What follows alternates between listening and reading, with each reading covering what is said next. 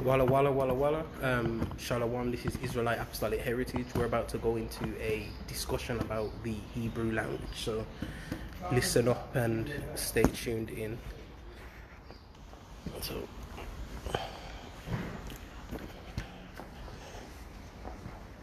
specifically when he talks about this is when he dedicated the temple. Specifically when he kneels down and starts to pray for the conditions that come about, right? Read. 1 Kings, chapter 8, verse 1.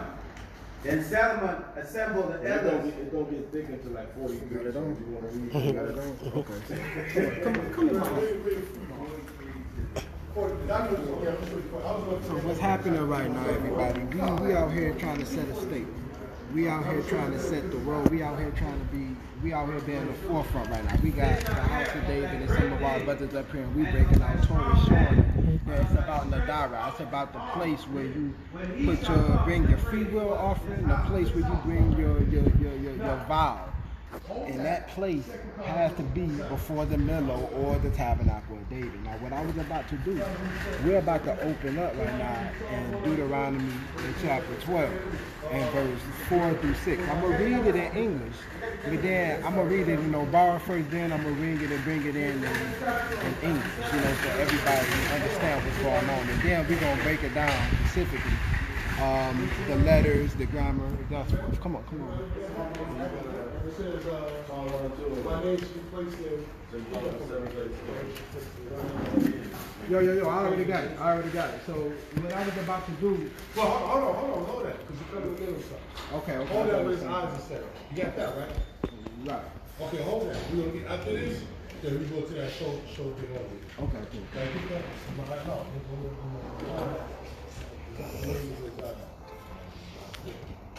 No, I guess it wasn't a matter of good design, but that wasn't. No. I know exactly because I've been through this. Well, what he's going to read, Solomon is telling the people where to pray to and all that, right? Let's read it. Quick, read it. Let's read it. 2 Chronicles, chapter 7, verse 13. If I shut up heaven that there be no rain, or if I commanded the locusts to devour the land, Read.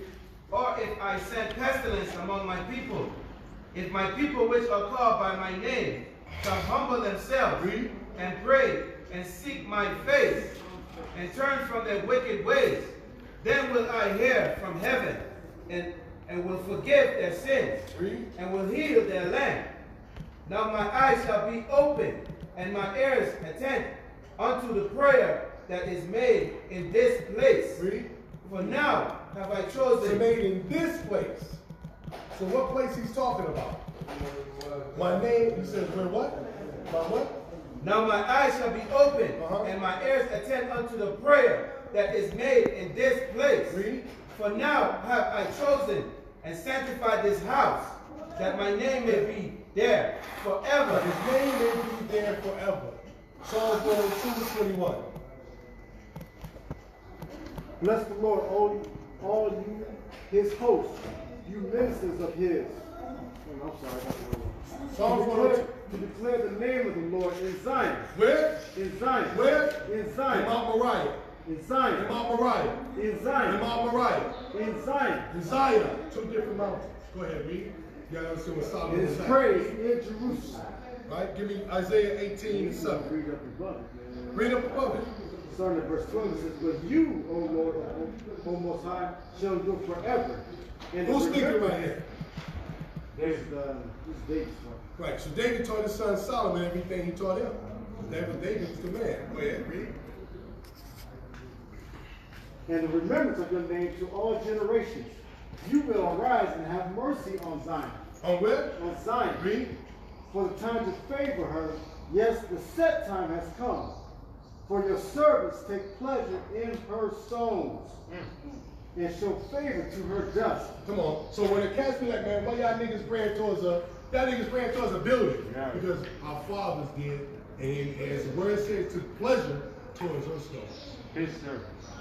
I'm saying his servant. I'm sorry. Go ahead, read. And so the nations shall fear the name of the Most High. Come on. And all the kings of the earth your glory. Read. For the Most High shall build up Zion. Should build up what? Zion. Solomon's temple. Zion. Solomon's temple. Zion. Mount Moriah. Zion. Zion's temple. Zion. Come on. He shall appear in his glory. He shall regard the prayer of the destitute. Prayer of what? He shall regard the prayer of the destitute. That's why we pray in Zion. Not Mount Moriah. That place is gone, forgotten about. I don't care nothing about it. That wasn't my question. I know that, but I'm just going to answer it. Go ahead right here, because I know that. Go ahead. Yeah, I'm finished. Oh, okay, go ahead. I'm sorry. Yeah, I was saying that in verse 47 and 48, that he says to pray from that Israel, that the Most High said that if the Most High will hear our, well, he can read it. Just read it, just read it, just read it. First Chronicles 7, verse 47 and 48. Oh, no, First Kings. Don't record this. Read it. Chapter 8, verse 47. Yeah, that's one of my favorite. That's Hey, y'all, we like recordings. Go ahead, read it. First Kings, We can record chapter 8, and verse 47. Go ahead. Yet if they shall betake themselves in the land, whether they were carried captives, and repent and make supplications unto thee in the land of them that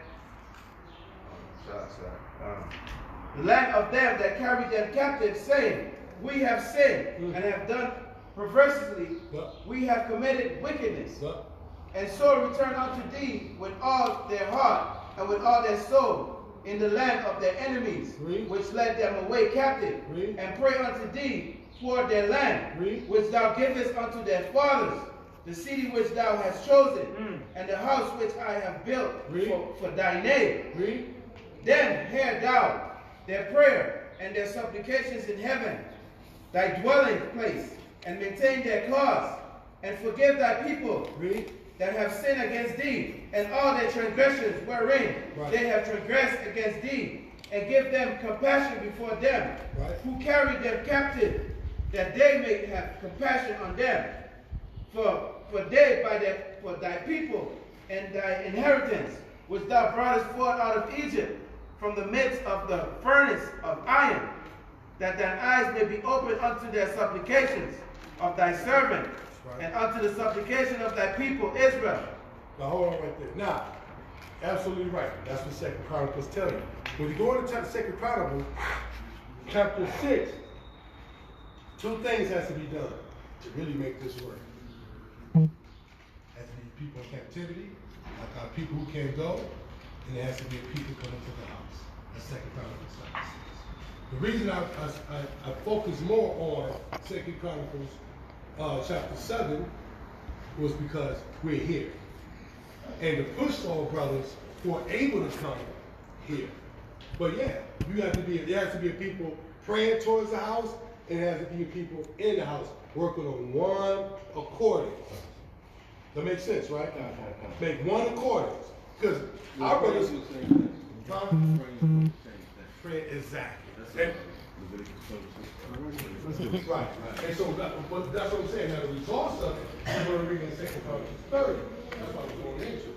So we were supposed to get the scripture over there, but we're gonna let them do their thing, because for the sake of with my brothers over here with IAH, Israelite Apostolic Heritage, So what we want to go over right now, which is only taught in Zion, we want to go over the grammar. As you can see, this is only taught in Zion, Zajana. So right now, since we just did the Passover, and we going on the last day of unleavened bread, let's talk about the word pass. This word pass right here.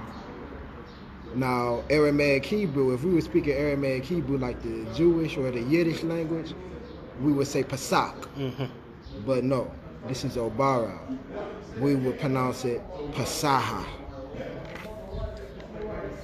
Pasaha. That's the word pass. But now we got, if you want to make it, when we talk about grammar, you want to make it passing, let's talk about Pasayaha. Pasayaha. Now how would I say it in past tense? I would say Pasahai. The E at the end right here, this is what makes it past tense. Now if I wanted to say past in this goes for any and every word right here. I would say Pasawaha. Now, if I wanted to say past it, I would say pasanaha. Pasanaha. Now, if I say past li, I'm going to say pasateha. Right here. There. Now, if I say past hour, the hour is always going to be at the end, just like the past tense is going to always be at the end with the E. Now, the E in Aramaic Hebrew is pronounced ha. But that's Aramaic Hebrew. But this is Obara. Obara means Hebrew. Obara is Hebrew. Hebrew in this language is Obara.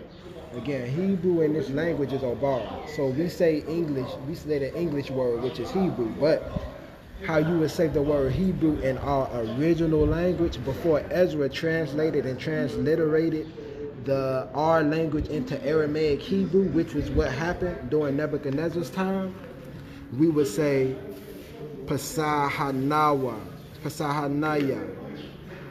This is hour at the end of it. Now, if we say past now we got another kick to it. We will put the A at the end. Pasaha'el, Pasaha'a. These are the differences in grammar between the Aramaic Hebrew coming out of Zion, taught by the original black Indians. This is how we received it, by the original black Indians. In Jeremiah chapter 31, verse 6, it was a prophecy that took place up here in Israel, speaking of the Ephraimites and the watchmen being here crying for the people to come back to Mount Zion. And it's a prophecy in the book of Zechariah to speak about once we come, our people was going to return to a baby language. So now when we get these, the transliteration of how in Aramaic Hebrew, how they say Pasak, the way you say that whole thing all together, that's Babylonian. That was Nebuchadnezzar, which was a Jewish man. That was Babylonian. We don't do that. We say Pasaha. Pasaha. Just like we use the Most High's name. We don't, in English, the Most High's name is Jehovah Allah. In Aramaic Hebrew, the Most High's name is Yahuwah Allah. But in Obara, it's Fa'i Wa'i Alami. It's a difference. So you can say his name in this language or that language, but you got to make sure in Aramaic Hebrew, if you're going to say Yahuwah or Yahweh, you got to put the Allah at the end. And Obara, when you say Elohim, that's plural. That's plural. And a lot of people don't understand that. I'm just going to elaborate on that a bit. So people don't understand when they come out to Zion, they hear him say Fa'i Ya'i Ala'i or Ja Allah. Don't take it and they get scared when they say these things. They're using it in the correct content. So you might use the word Alahayim or Elohim. All that is plural to mean gods. So it means all powers. So when they say his name is Yahweh Allah or Jah Allah, they're saying that is the one power. It's like Chief Hoshua Mariel uses an explanation to say that you have a first name and a last name, and Yahweh would be his first name, or Jehovah, however many people pronounce it. There's loads of different pronunciation or texts, but he has a first name which would be the Yah, and his last name would be Allah. The Hayim or the Alahayim just makes it plural, and he is the power above all powers. He is the Most High. So I just thought I'd elaborate on that. Thank you, and that's right. So the difference again in Aramaic Hebrew, a lot of people use the strong concordance. We call it strong concordance. They tell you in the strong concordance that Aramaic Hebrew, but this is not Hebrew. This is Obara. This is Obara. So in Obara, in Aramaic Hebrew, that's what's called, when you look at your strong concordance, it's going to call it a translation interpretation. This is the translation, no interpretation. So again, in the KJV had its purpose, and the Aramaic Bible had its purpose, which is what Yeshua spoke in this time. In that time during the Roman Empire, when Yeshua or Jesus Christ, Black Jesus, was on the scene, they spoke Aramaic Hebrew, which was why his name was Yeshua, which is an Aramaic name. But you had, he understood in this time, and he spoke Obara in the New Testament, you understood in this time that we was going to return to the original Torah right here. We was going to return to the original Torah, which was going to again be brought back forth by the Ephraimites. Now, what do the Ephraimites have to do with this? Or what do Chief Hoshua have to do with this? Well, it's a history, and that's a very good question, because what he has to do with this is this. In ancient America, you had the black Indians which held our language. Shalom, brother. You had the black Indians which held our language, and there was Obara in America. It was Obara in ancient Grecia. It was Obara in ancient China. And it looked equivalent to ancient Chinese and ancient Greek, but this was the Obara language. Since the Obara language was first, or phonics was first inhabited on top of the Mount Sinai, give it to Moses, and to our people first. So what you're looking at right here, you're looking at a differentiation in the characters. This is all Obara. But you can read the ancient Obara letters in Aramaic Hebrew. Okay, yeah. Again, you can read ancient Obara in Aramaic Hebrew. And that don't mean you read in Obara. Just because you use the Paleo Hebrew letters don't mean you read in the ancient Obara language, because it's a difference between transliteration, which deals with sound, versus translation, which deals with meaning. So you can use Aramaic sound with the Paleo Hebrew words, but still use Aramaic translation, Aramaic meaning. And that's a big difference. So I hope you're listening, people. So he's bringing it out. So right here, let's, for example, you got some Aramaic, and what I'm gonna do is, what we getting at is, I'm gonna read to you and give you the sound of how this scripture right here reads, and tell you the meaning of this scripture, since we are at Mount Zion and on the 7th day of the Feast of Unleavened Bread. The most important day being the 8th day, being the numbering and the sealing between the eye and the right hand of the children of Israel on this day. We're going to show you the differentiation between the Aramaic Hebrew sounds and then the Obara sound. So in Aramaic Hebrew, for example, the tabernacle of David would be called Mishkan David. But in Obara, it would be Mawakana Dawada. And that's the difference. Say that again for the people. The difference. The difference in Aramaic Hebrew, when you say tabernacle of David in English, tabernacle of David in Aramaic Hebrew is Mishkan David. But in Obara, it's Dawada Mawakana. It's a difference. So this scripture right here I'm about to read, and before I get to the scripture, as you can see, you see the letters right here. But this is, you is not going to see nowhere, you're not going to see this nowhere else but in Zion. This language. All praises. All praises. But you're not going to see this in Aramaic Hebrew, all of the letters having their own individual meanings. The I is I. Ba. In. Ga. Will. Da. My. This is Ha in Aramaic Hebrew, but in Obara it is as it looks. That's an E. And that's Z. This is Ya in Obara, I'm sorry. And it's and. I. This is Zayin in Aramaic Hebrew, but this is I. It's pronounced I in Obara, and it means it. And then this is Ha, pronounced Ha. It's at. Ta, me, fa. Looks like an F.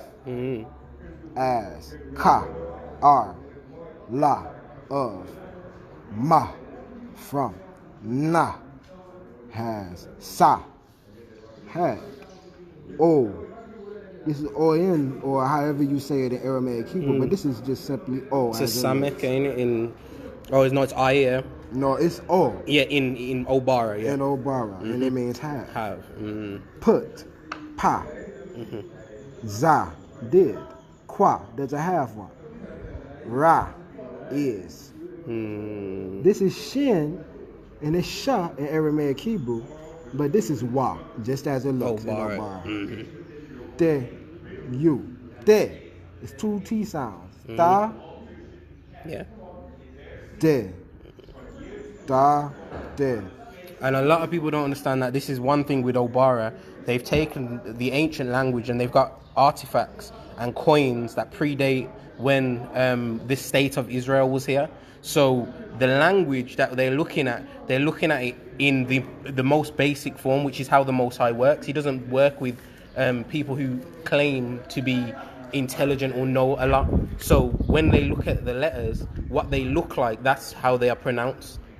So here, when you see what the Aramaic Hebrew calls a ya, the Obara it's a fa, and that's why you'll hear our brothers here in the land who are keeping the feast, as it's written in Deuteronomy 16:16, and is it Exodus 34, Exodus chapter 34, verse 24. Yeah, keeping the feast as it's written. This is why they say fa'i, ya'i, ala'i. So if you've heard that and you're wondering where they're getting these phonetics from, it's from the Obara, and it's simple, and that's the beauty of it. So if you're going to learn, then you'll learn how the language was. And the scripture says that unless we become like little children and become like babes, then in no wise shall we enter into the kingdom or inherit the kingdom. So we're going into this. This is what we have to do as children of the Most High, is go back to the basics, learn the alphabet again, like you're in nursery, kindergarten, like you're a child, and you have to learn it all again. So we're going to go through this some more. Thanks to our brother Jashar, because he's bringing this out. I'll hand it back to you, brother Jashar. Okay, so as you can see, this is scripture that Black Jesus spoke about in the New Testimony, or in the Quran. It's called the Injil. And he said, "Not one jot nor tittle shall pass from the law till all be fulfilled." This translation right here is the very first translation that's just a translation and not a translation interpretation. This is the original Hebrew Torah scrolls, the original ancient Hebrew Torah scrolls. Have you got the front picture on there? Yeah, and this is the book that was translated by Hoshua Mariel, and it's the first. This is what show them the back. This is what the front cover. This is Brother Jashar's, man. He reads this book properly, so the covers are coming up. But this is what, if you look online, you can find it. This is an ancient Torah scroll. That's what it's called, the ancient Torah scroll, translated by Hoshua Mariel. But read it, get understanding, because it's not like Brother Joshua said, it's not translated and interpreted. It's just translated. So you have to understand how it's read, rather than looking at it and think it's going to sound how you want it to sound, because they haven't translated it and tried to interpret what it's saying. They've literally took each pictograph or each letter and just translated it to what it means, and then you read it as it's translated. There's no interpretation. Exactly. So from there, what we're going to do is you're probably looking at, okay, it's a lot of dots and a lot of things going on here. But he said, not one jot nor one tittle shall pass. So as you can see in the original ancient Hebrew Torah scrolls, the jots and the tittles were put back. The jots have a meaning and the tittles have a meaning. This is a tittle. So the line is the tittle. This is a jot. This little line right here. Oh, the line is jot. That's a jot. So what we're going to do is we're going to, so this is simplified. What I'm doing right now, for those who think they slick and not being as I say, well, he just taught me the language. I didn't teach you the language, because you got to learn the vocabulary. This whole book all over again. All praises. All right, so what we're going to do, we're going to read Deuteronomy chapter, and then we're going to bring out some questions, if anybody got any questions afterward. Deuteronomy chapter 12, we're going to start at verse 4. Now, I'm going to read each verse. We're going to read 4 through 6. And I'm going to read it in Obara first to give you a feel of how the language sounds versus what we're traditionally taught in Aramaic Hebrew. And then I'm going to read it in English and break it down what it's saying. All praises. So we're going to start at verse 4. La e ta owayana kana la fa'iwa I alamija kama kaja ama la e ame la ala I makwayama awara ba bahara fa'iwa I alami fa kama makala wabata jakami alam wajami ata wamaya wama alamaka janaya te darawaya ya baatama wama I ya I ba etama wama I olata jakama ya aibaha ka jami ya ata ma Obara ta jakami ya ata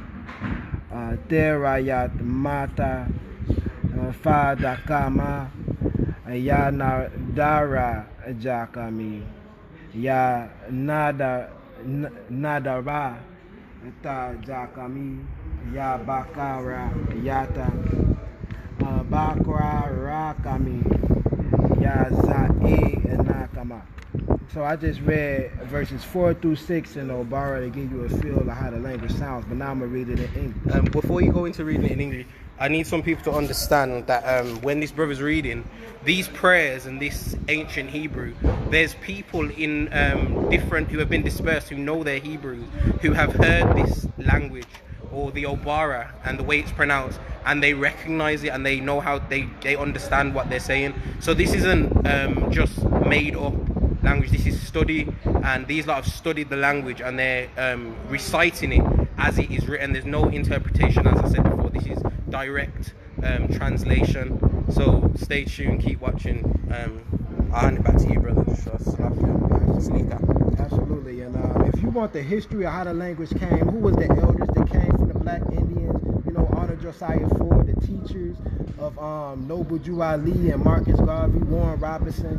If you want to know that in-depth information, then you can get that from my book called The School of the Prophets, the original School of the Prophets. So what's going to happen now is I'm going to translate what it's exactly saying from verse 4. He say, not you smoking so of Jehovah Allah as your foremother. 2, Jah, the placing which as choose. Wait, let me stop right here. Let me start over. Because it's not going to read like English, because this is different grammar. This is Obara, ancient Obara grammar right here.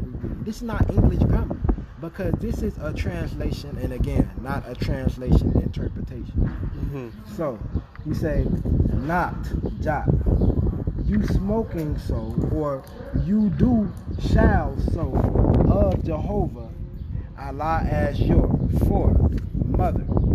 2, our mother is Zion. 2, the placing which as choose Jehovah Allah as your from all tribe as your of theirs you. So the place of your tribe and the place which the Most High Jehovah Allah shall choose is the place which you shall go. This is what we about to talk about.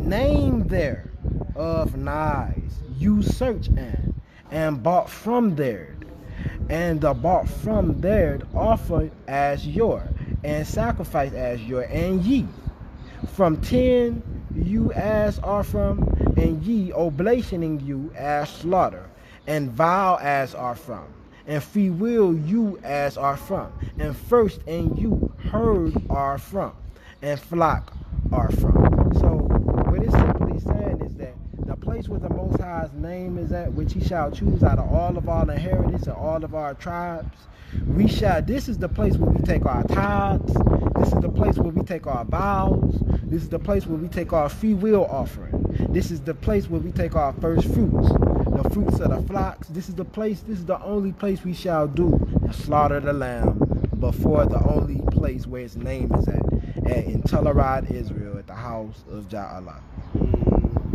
So, you know, if we got any questions, that'll be cool, you know, because you can read this. Now, I want to say with the KJV, this is not at all meant to take you away from the KJV.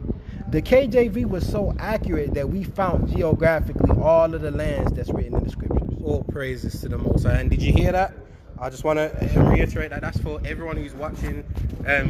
Here, we at Israelite Apostolic Heritage, we tend to read from the King James Version because it's accurate. There's a lot of accuracies in it. A lot of people tend to lean on different translation, but like Brother Joshua said, it's allowed us to find lands and the exact places of the places written in Torah. So we're able to link it to Mount Zion. We know where Mount Zion is now. thanks to the translation of the KJV. So he's saying just because we're learning the Obara, just because we have the ancient Torah scroll, it doesn't mean you chuck away your. Don't disregard the KJV. Yeah, you're on a. Yeah, don't disregard the KJV because it still has a lot of understanding in there. I mean, King James had 47 scholars work on it, and they worked at different universities, and they didn't know each other. So I mean, there was no collusion going on when they were writing the scriptures. No interpretation. They just took it as it was, word for word. Absolutely. And what happened is that why did Reuben? It go all the way back to what happened with Reuben and the firstborn. Again, you can find in my book, the original school of the prophets. This goes all the way back. Salakia, Slika. Sorry, brethren, there's a bit of music in the background, so we're just gonna walk down here a bit so you can hear what the brother's bringing out. This is important information for the nation. If we get back to our ancient language and learn these things, then it will bring us closer to the Father and allow us to find out what he's trying to tell us in the script. We've got a question from our brother Shemaiah, Sherman Wisdom, and he said it's more or less like consonant and vowel sounds, and he goes, does it sound familiar to him? Right, it is very familiar because you hear the House of David. A lot of the House of David has come through Karakazala and other elders. You know, that's what we was just in the midst of. They're trying to politic with us, and we're politicking with them. You know, Jah Allah bless the brethren. You know, in the name of the Messiah, we're all in the body of Christ. What's happening is that we get the language from the northern kingdom of Ephraim. Because the birthright of Reuben, since what he did with his father's wife was given to Ephraim, Ephraim inherited the inheritance of the scroll and of the language, and kept this from the time. Whether or not, you know, believe it or not, if any of you all read the Book of Mormon, you know, I, which read the language, am a witness of the Book of Mormon. The history that in the prefix of the Book of Mormon is not correct. I can tell you again in my book of original school of the prophets how the Book of Mormon was originally passed down. But in the Book of Mormon, it was a man named Lehi who had descendants who came out of Babylon in 609. He carried his descendants, Manasseh and Ephraim, in the northern tribes. He carried them through southern Africa up through southern America, and these were the Aztecs, and these were the Mayans, and they traveled up through Mexico, and then they migrated. And then what happened was, you know, we got a lot of languages that sound kind of like this language because you had the Spaniards come over, and then they took the language. They had Edom come over. It was a big slaughter amongst our people because of, you know, this prophecy that the Gentiles had of our people, and the hate of Esau toward Jacob. So this is the history. That's basic, you know, platform and history of how this language, you know, how we still have this language preserved. Because again, it was going to be a way we was going to be taught in that day of that baby language, according to the book of Zechariah. You know, so what we're looking at right here, this is the language, right? We see the different characters, and what some of you all may ask later looking at this video, how come the characters are differentiated from what's called Paleo? This is the era. This is the handwriting that was from where we was in Egypt, of ancient Goshen. This came from ancient Goshen in Egypt when we was in Egypt. This was the handwriting. Look sort of like hieroglyphs. It looks a bit like hieroglyphics, doesn't it, brethren? So if you look closely, it's similar to Paleo Hebrew though, and it's characters and pictures. So some of them call it pictograph. Right. Some of them call it pictograph. Yeah. Exactly. So this is the early evolution. But then in David's time, what you call the Paleo Hebrew, this is what David did in his time, ordered by the Most High Allah. So as you seen some of us wearing unks on our necklace. It doesn't mean what everybody thinks it means. It was found on the seal, not only on the seal of David, but it was found on the seal of Hezekiah also. So there's been a lack of history. It's a branch, you know, that was started of our fathers, the 70 elders, which are still here, the 70 elders. I'm coming from that perspective. So if you don't know who the 70 elders are, you ain't gonna know nothing that I'm talking about or believe it to be true. The 70 elders have preserved the language. The 70 elders are still here of the board of rabbis. Hoshua Moriel is one of the board of rabbis on the Masonic side, and you got Rabbi Fournier on the non-Masonic side of the board of rabbis of the U organization, or the Israelite organization of unity, in other words.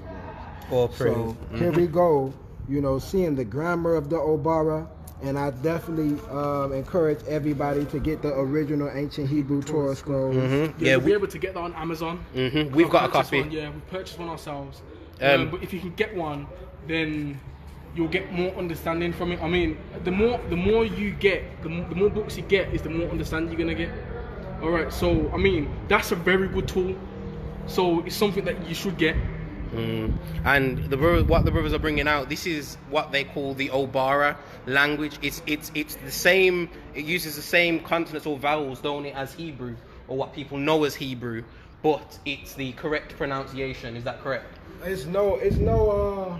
We don't really say it's vowels in there. That's what I was about to say. Right, I was about to ask a question. Is there any vowels in the language? Right. That's like the example I said with the word Passover. Yeah. You know, Pesach. We don't do that's Aramaic Hebrew. That's Babylonian. Yeah. We say Pasaha. Passover. That's how it was taught by the ancient Indians. Obara 101, people. This is how it was pronounced by the black Indians in ancient America during the Olmec Empire. That's why you find ancient Hebrew there, because they pronounced it just how as I say, Pasaha. And this is why we have the root of Ephraim up here in the mountains. And this is why we have, from this perspective of the Obara, from this perspective of the ancient Hebrews concept of the order of heaven, I say this, do not come against your Muslim brothers that's in Islam, but rather meet them where they're at, because they have half of the picture concerning the Quran. And do not come against your Christian fellows, because they just don't have the other part of the story. So this is the difference between the Obara people, what we're coming with the culture as far as in the Mount Zion and Tel Arad. This is the difference in what the gospel is going to be coming from the Obara perspective, the ancient Hebrew Torah scroll perspective, versus what the world and the evil branch of the house of Israel is going to tell you. But we more so come from the righteous branch, who do the Pesach at the right place, at the right time, with the right spirit, in the right in Mount Zion. All praises, yeah. Yeah. And we've seen 3 signs from the heavens, you know, pertaining to when we did the Passover, with this same concept of the Obara. We seen the shooting star, we seen the super moon, and we also seen, and it was raining. It was raining. It's never been raining around this time in all of Israel, according to the witnesses, you know, of our brothers in the Mona, and you know, and thus forth, you know. So we out here doing the work of the Most High. We out here spreading the gospel from word to mouth, how I said it was going to be. If you want to learn the in-depth concepts, if you want to learn the in-depth history of the 70 elders, where they at, in the revelation of what the Most High is bringing us, come to the feast 3 times in a year. Feast of unleavened bread. We ain't say Passover. It say in Deuteronomy 16:16, unleavened bread. Yes. First fruits, Feast of Weeks, same thing. And also the Feast of Tabernacles. All praises. So you receive your number, so that your book, so that your name be not blotted out of the book of life. Receive your seal on the 8th day, bringing a half a shekel on the 8th day, so that you may be numbered. This was the whole point of the book of Numbers. So this Obara concept, the language. If you don't got the language, you don't got the heritage. That's what we're about. So if you want to get your culture back, come to Zion. Because out here we've got multiple different things that we used to do in the ancient times, and we've got the language out here. So I mean, if you want your culture back, if you want to take it back, then you need to come to the land. You need to come to the 3 feasts, because we have men out here that know a lot of history. They know a lot of things. So if you want to learn your language, if you want to get your Hebrew garbs, if you want to get staffs, if you want to get anything Hebrew if you want to get anything pertaining to our history, then come on down. I mean, we've got our brother Free here. Coming out. This is the man. I mean, if you want, all praise. If you want your garbs, he does garbs. Now, you want the garbs? He does the garbs. See these garbs? These are original Obara garbs. Hey, he wants you to show him that over there. Can you go show him that real quick? Yeah, so brother, just try to go. So we have Obara garments. See these brothers? This is Obara. This is what your people are. And if you go on my page, you can see the relics. 100% linen, right? These fringes here, they're not sewed on, right? Purple borders, see that? And it says locks. And upon them, there would be feathers, like you see here. You put feathers in, we can show you that, right? And this here is the cloak, And the only thing he's missing on this big old belly is the girdle, because I suck it in like you do my baby. Okay?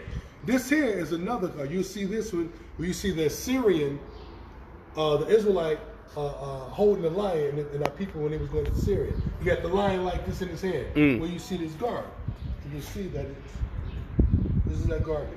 You see that? And you look like you see his short hair, but it's long in the back, right?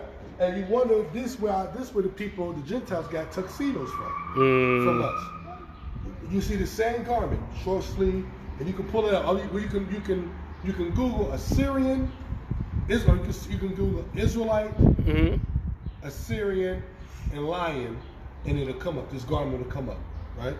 And when you notice, we do our meat trees. We start to move our meat trees to another. I still do the rat ones. I like both of them. But eventually, we're going to put those away, and I'm not going to sell anybody. I think these brothers are the last people that actually going to bought the last meat tree style. The meat tree style that you see a lot of camps doing. We don't do that. That's very Christian-like. So we're moving away from that, because as we grow, as we move, we get more closer to the culture. So we do these. You see, and most people, they say, well, how do you get that? You notice that we see some of the brothers, they have it like this. And this is culturally what our people did, because we were desert people to cover our faces up doing the desert, do a sandstorm. Absolutely. So these are the basic, the new garments, it's all in it. You know what I mean? All our garments are fighting style. You know what I mean? You can always raise your legs up, kick everything in these garments. Because we were a warrior people, but also we were farmers. Shameless plug on how they can get hold of some of these garments. Oh, you can reach us. You can reach us, Obara Garments and Obara Girdles, at returntozion@yahoo.com. Right, 100% linen, no mixed fabrics, no added on preservative. But, or you can call me at 347-863-0496 or 347-748-1175, and that's Return to Zion. That's RETURNTOZION @yahoo.com. Return to Zion. You can get you a borrowed garment, man. Oh, praise. Yeah, so you can get grabbed up. This is a girl. This is not my other. You guys see me with the other with the lion. This is the seal of Judah, the original lion of Judah. Right? You seeing that, brethren? Okay. That's the real Lion of Judah. It's the real lion. Everything that some brothers be making is not. This is the real Lion of Judah that was found right here in this land in Tel Arad and Mount Zion. All praises. And that's where we are. We're in the motherland. Walla Walla.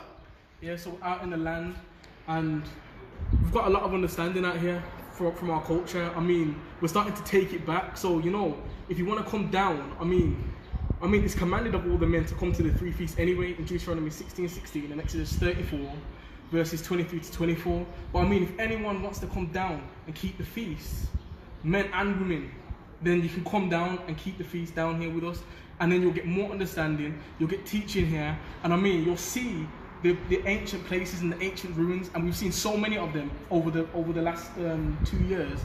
And I mean, the more and more you come out here, the more and more you're going to learn. So I'll say Walla Walla and Shalom. And Shalom. So this is Israelite Apostolic Heritage. Sister Justine, she asked about the ankh that brother was wearing. There's a lot of history on that. If you check the brothers out, that was pilgrimage to Zion.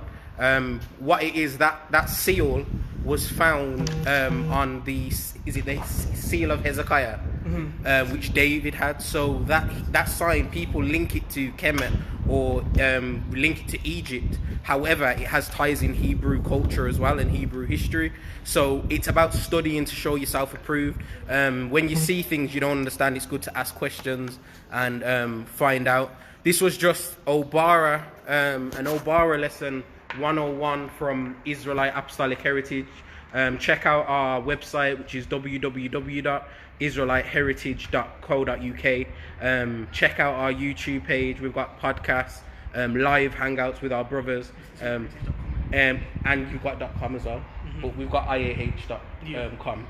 So check out the websites, check out the Facebooks, and we'll see everyone hopefully up at Zion sometime soon. Shalom, Shalom, Walama.